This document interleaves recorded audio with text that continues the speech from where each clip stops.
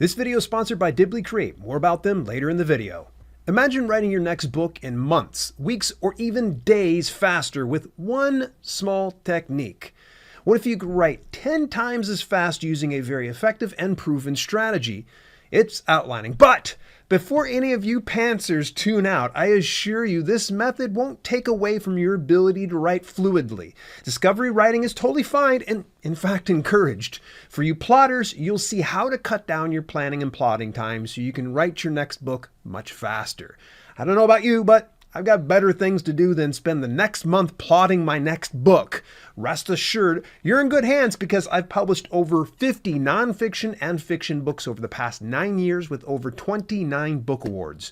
So I know a thing or two about writing efficiently while maintaining quality. So pull up a chair, bookmark this video, and get ready to take some notes. Let's get to it. Have you ever gone bowling before? If so, have you noticed how some kids or older adults use bumpers? As you can imagine, people put up bumpers to make bowling easier for young children or inexperienced bowlers to knock down the pins. The bumpers prevent the ball from going into the gutters, ensuring that the ball stays on the lane and increases the chance of hitting the pins. Much like the bumpers in bowling, a road map functions in the same way. We use maps to navigate from point A to point B with as little friction as possible. Not sure about you, but the less time I can spend in the car, the better. Yes, everyone should embrace the journey, but they shouldn't have to suffer by placing themselves into gridlock traffic or pothole-covered back roads. I'm talking to you, Detroit. When I first started in this business a decade ago, I was a pantser. For those of you not in the know, it's an author who writes by the seat of their pants. You'll often hear pantsers called discovery writers too. Now, my first book took 1 year to write because I simply sat down and just wrote what came off the top of my head. Looking back, the biggest problem was I spent a lot of time churning out a manuscript that was riddled with issues, redundancies, and even some unclear key points. This even applies to the first fiction books I ghost wrote from 2015 to 2016. I just had a rough idea of what I wanted and where I should go. I guess it's no surprise my fiction books came out like ramblings of a madman and my nonfiction books read like verbal diarrhea. Yeah, I know that's gross. And the worst part about it, I put myself through needless suffering and long hours of writing without purpose, or staring at a screen wondering, what the hell do I write about next? You shouldn't consider an outline as rigid as bowling bumpers. If for some reason you throw your ball into another lane, you can easily course correct your future turns and get your book back on track. Much like a road map, you have the flexibility to choose multiple paths, so don't feel like you have to stick to the plan. Then again, it all depends on the weight you put into your outline. Discovery writers don't have to take it too seriously, whereas plotters can thrive within the structure of an outline. Bottom line, using an outline helps identify gaps and inconsistencies in your story or manuscript, ensuring a smoother writing process. Get to the point! I hear you, and I get it, but if you don't understand the purpose and value of an outline, you won't even listen to my advice anyway. Stick with me for another couple hundred words, and you'll then get why I'm hard selling you on outlining. If you're already sold, then it'll only strengthen your resolve. Most contractors rely on a blueprint, a detailed map that guides the construction of a house, specifying the layout of rooms as well as the installation of pipes and wires. Housing permits and legalities aside, experienced contractors can and sometimes do deviate from the original plan. The primary infrastructure, such as the foundation or the framework, typically remains intact, while experienced contractors can and sometimes do alter the other smaller elements.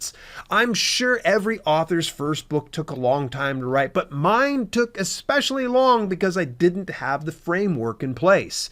Often I'd have to reread chapters to know where I was going or stare at the screen trying to figure out the next logical passage to write. I find every time I outline a book, I complete the project in record time. There's no exception. When I don't have the framework in place, either writer's block intervenes or perfectionism takes over. This leads to fatigue, burnout, and even anxiety. Having the blueprint for my book makes all the difference. It's like having up those bumpers at the bowling alley. Come on, you can't lie. When the bumpers are up, it's so tempting to hurl the 10-pound ball down the alleyway for a guaranteed strike. I know it's tempting for me at least. An outline quite simply diminishes the likelihood of writer's block over the long term and also keeps authors on track to finish a manuscript within a reasonable time frame. I'm going to show you a couple of ways of doing outlines. One's going to be old-fashioned, whereas another one's going to be a bit more of a modern approach that'll save even more time for you. First off, how you draft your outline doesn't matter, so long as you do it in a way that's easy for you to understand and remember for future use. This could be a blank notepad and pen or a separate document. Me personally, I've been using Dibbly Create for all my writing needs lately. In each project, it breaks up into two sections, one for chapters and the other for notes. I'll draft all my outlines inside the notes. It's then easy for me to pull out the relevant outline based on the content I'm writing. Brain dump everything you have in your mind about what you'll want to write. This doesn't have to be very pretty, and again, you're not shooting for perfection. Fiction authors might find it best to honor the 3-act method, the beginning, middle, and end. For nonfiction authors, think about who your audience is, what's their problem, and how you can solve it. The traditional outline format is much like a hierarchical tree where you lead with the main point or chapter heading. Then it breaks down into various subpoints.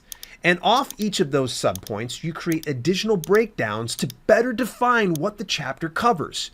Take your brain-dumped content and organize it in the most sensible order possible. Fiction authors should think about what beats you want to hit and the overarching theme that drives the plot forward.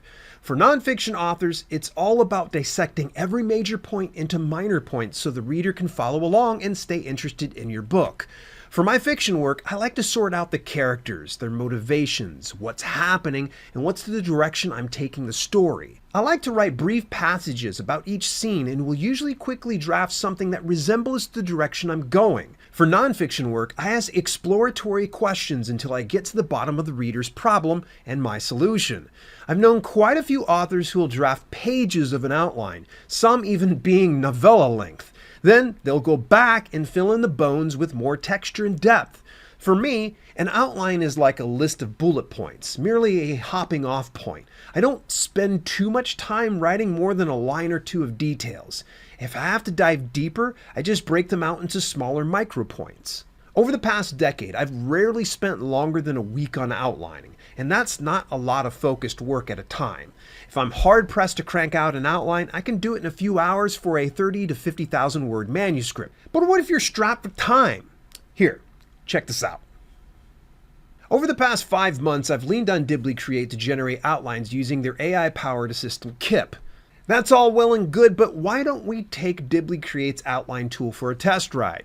I'll try fiction and nonfiction, then afterwards let's explore the next best steps. And while I'm doing this, you can get access to Dibbly Create when you visit my affiliate link at dalelinks.com/dibblycreate. All right, let's go ahead and open up Kip.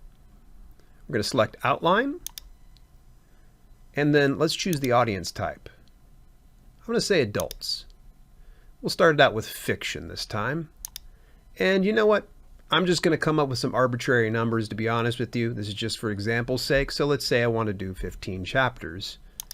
Why don't we shoot for 50,000 words? Why not? Let's make this one the Werebear I Loved. Genre of the book, we'll call it paranormal romance. There we go. In the story, okay, so I just put together some crazy storyline right here. Chances are very likely when you're trying to sort out your ideas, you'll probably want to have a deeper explanation of your book than what I put here. But just for simplicity's sake, I'm just going to go ahead and put something very generic here, and we're going to hit generate. Okay, so it's only been about a couple minutes that I've had to wait, and it has already come back with everything here. It'll show the manuscript requirements, size of the book, of course, what I was asking for. This is amazing. The transformation of love. Main plot: in the town of Everwood, a man named Ethan discovers that he is a werebear after a late night shift at the factory. He's been secretly in love with Sarah, a beautiful and mysterious woman who seems out of his league. One night, Sarah is attacked by muggers, and Ethan instinctively transforms into his werebear form to save her. However, he decides to keep his true identity hidden from her, creating an emotional and secretive connection between them. You will notice, of course, there are a couple other subplots that they have going on here. Ethan's struggle to control his werebear instincts and balance his human life with his newfound abilities. Sarah's past and the reasons behind her cautious behavior and avoidance of romantic relationships. The discovery of a supernatural threat in Everwood.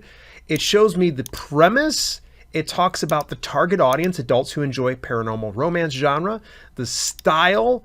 We've even got character profiles. What?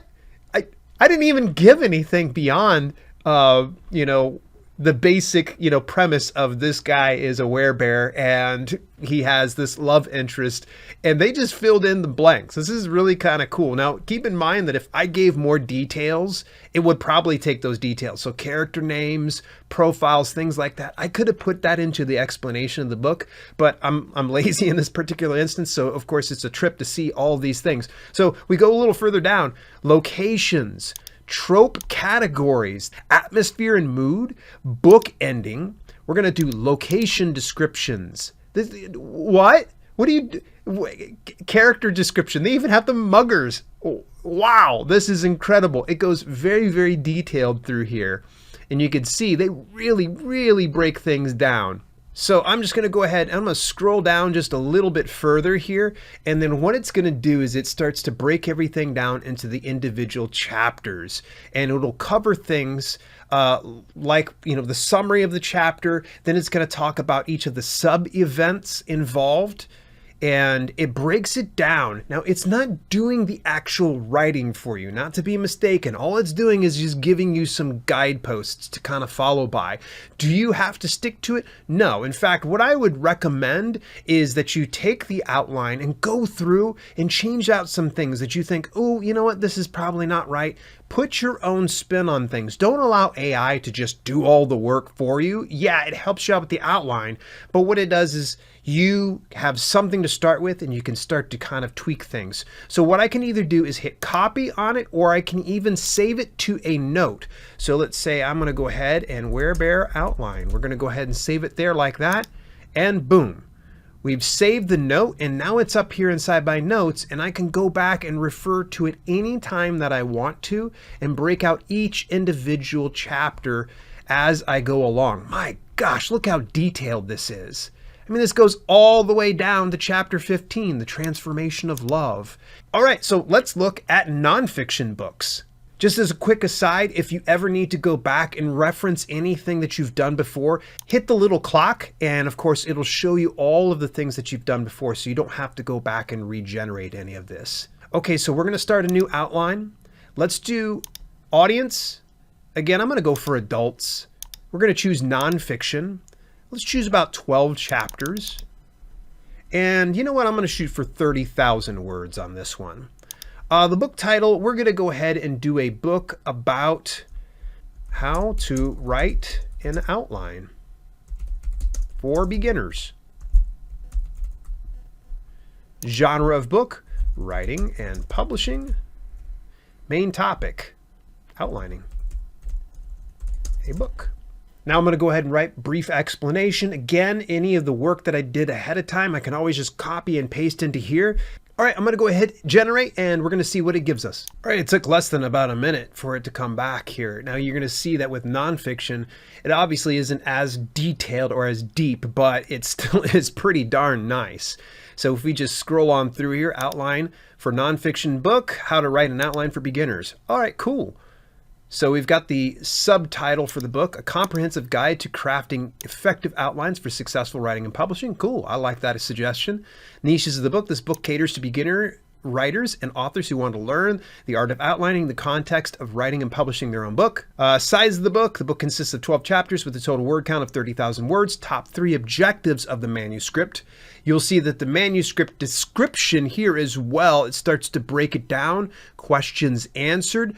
Target audiences, reasons for reading the book. This is really, really super cool. We're going to keep going down. Competition analysis and differentiation, something that you don't normally get, say, with fiction. You do get with nonfiction. So it'll actually tell you specific books to kind of look out for that might be of interest to you. Differentiation, it talks about what you can do to set yourself apart from the rest of the folks. And then, of course, it goes into the chapter summaries. And you can see that with each one of the chapters, it breaks it down into different points and subpoints. Potential sources, so that way it makes a lot of your research a lot more simple. So look at the subpoints and how they break out. another list of potential sources to use for the chapter. And as we kind of scroll through, you see it's very detailed. Again, we can copy this and move it over to another document or save the note. We'll go ahead, outline, book, outline. There we go. And it now saves it on over to that. Give yourself a little lenience if this is your first time outlining a book. You should view your outline the same way you do a first draft. It's just a starting point. Nothing that needs to be perfect or permanent. By now, you should have a rather deep outline that could span a single page or maybe an entire section of a notebook. Once that outline is done, strike while the iron is hot. Start writing immediately. Since the ideas and concepts are fleshed out, you can easily hop right into it. The beauty of an outline is, if you want to cherry pick certain chapters or passages, you can, then build out from there. I think of writing with an outline like putting together a puzzle. Sure, I'll get the outside border laid out for the puzzle, but once I get to work, I'll find the easiest pieces to connect. Those quick victories make all the difference in completing a puzzle now versus months from now. If you're a bit more structured, then don't be afraid to move your way through your outline chronologically. The biggest mistake a lot of authors make is believing there's only one way to write a book. Just write it. That's all you've got to do. Put pen to paper and just make it happen. Treat it like a conversation with a long-lost friend where you speak with unbridled enthusiasm and unparalleled passion. Spare no details, but keep those notes readily available so you don't lose your friend's attention. That outline will keep you from bloviating too. It's a huge reason why I script a lot of my videos, and the funny part is I use this very structure to outline every script, including this video right here. If you're ever stuck on how to outline your book or need to flesh out better concepts and ideas, then check out the previous video in this 8-part series where I show the secrets of how I write and publish books efficiently. See you there.